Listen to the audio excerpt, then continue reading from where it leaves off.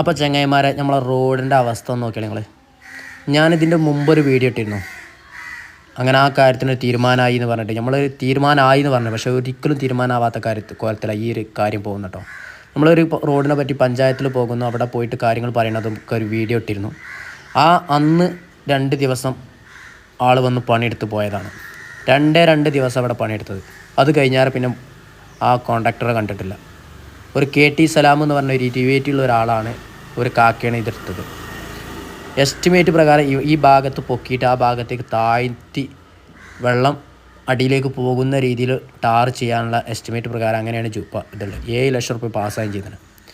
ഏതൊരാൾ contact എടുത്തും ചെയ്തിട്ടുണ്ട്. സലാം എന്ന് പറഞ്ഞ ഒരാൾ, KT സലാം എന്ന് പറഞ്ഞ ഒരു കാക്ക കോൺടാക്റ്റ് എടുത്തത്. ഇപ്പം മൂപ്പരെ വിളിച്ചിട്ട് മൂപ്പര് ഫോൺ എടുക്കണില്ല. മൂപ്പര് ഇവിടുന്നാന്ന് പറയുമ്പോഴത്തേന് ഫോൺ കട്ടാക്കുക.